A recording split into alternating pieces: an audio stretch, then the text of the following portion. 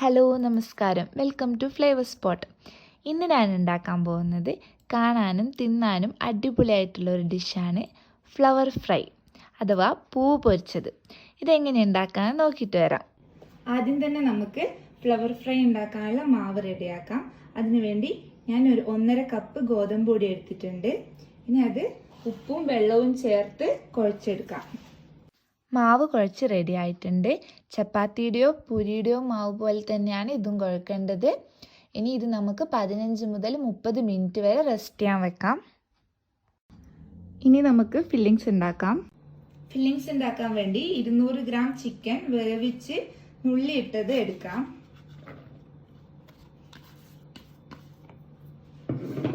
ഒരു ക്യാപ്സിക്കം മുറിച്ചത്, 1 ടീസ്പൂൺ കുരുമുളക് പൊടി, വറ്റൽമുളക് ക്രഷ് ചെയ്തത്. അപ്പോൾ കുരുമുളക് പൊടിയും വറ്റൽമുളകും നിങ്ങളുടെ എരിവിനനുസരിച്ച് ഇട്ടാൽ മതി. 2 ടേബിൾ സ്പൂൺ മയണൈസ്. ഇത് നന്നായിട്ട് മിക്സ് ചെയ്യാം. ആവശ്യത്തിന് ഉപ്പ് കൂടി ചേർക്കാം. ഫില്ലിങ്സ് റെഡി ആയിട്ടുണ്ട്. ഇനി നമുക്ക് ഫ്ലവർ റെഡിയാക്കുന്നത് നോക്കാം. മാവ് ചെറിയ ബോൾസ് ആക്കി വെച്ചത് ഓരോന്നായി പരത്തിയെടുക്കാം.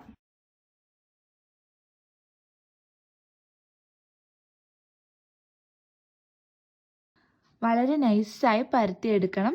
എന്നിട്ട് ഇതുപോലെ ചെറിയ റൗണ്ടുകളായി മുറിച്ചെടുക്കാം. ഇനി ഇതുപോലെ ബാക്കിയുള്ളതും ചെയ്തെടുക്കുക. ഇനി ഫ്ലവർ റെഡിയാക്കുന്നതിന് വേണ്ടി റൗണ്ടിൽ മുറിച്ച് വെച്ച മാവ് എടുത്ത് ഇതേ രീതിയിൽ ഒന്നിനു മേലെ ഒന്നായി അറേഞ്ച് ചെയ്യുക.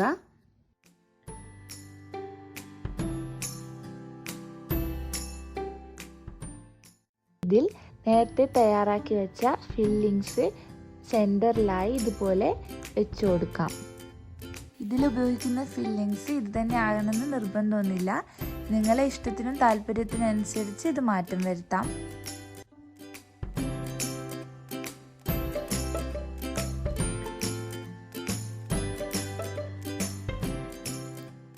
എന്നിട്ട് ഒരു സൈഡിൽ നിന്ന് മറ്റൊരു സൈഡിലേക്ക് മടക്കിയ ശേഷം പ്രസ് ചെയ്ത് കൊടുക്കാം.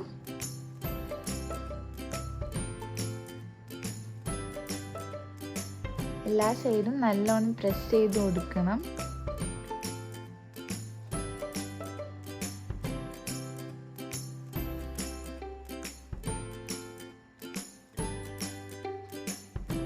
ഇനി ഒരു സൈഡിൽ നിന്നും മറ്റൊരു സൈഡിലേക്ക് മെല്ലെ മടക്കി കൊടുക്കുക. ശ്രദ്ധിച്ച് മടക്കിയെടുക്കുക. ഇനി ഇത് നല്ലോണം പ്രസ് ചെയ്ത് റെഡിയാക്കുക.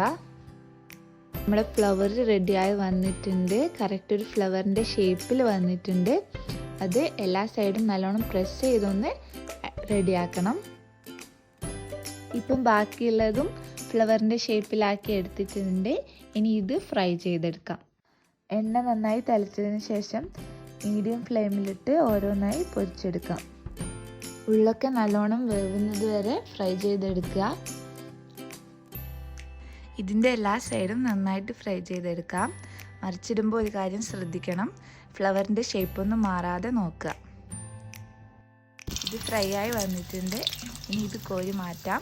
ഇനി ഇതുപോലെ ബാക്കിയുള്ളതും ഫ്രൈ ചെയ്തെടുക്കാം. ഫ്ലവർ ഫ്രൈ റെഡിയായി വന്നിട്ടുണ്ട്. വീട്ടിൽ ഗസ്റ്റുകളൊക്കെ വരുമ്പോൾ ഉണ്ടാക്കാൻ പറ്റിയ നല്ല ഭംഗിയുള്ള ഒരു സ്നാക്കാണിത്. ഇതെല്ലാവരും ട്രൈ ചെയ്ത് നോക്കുക. കമൻറ്റ് ചെയ്യുക, ലൈക്ക് ചെയ്യുക.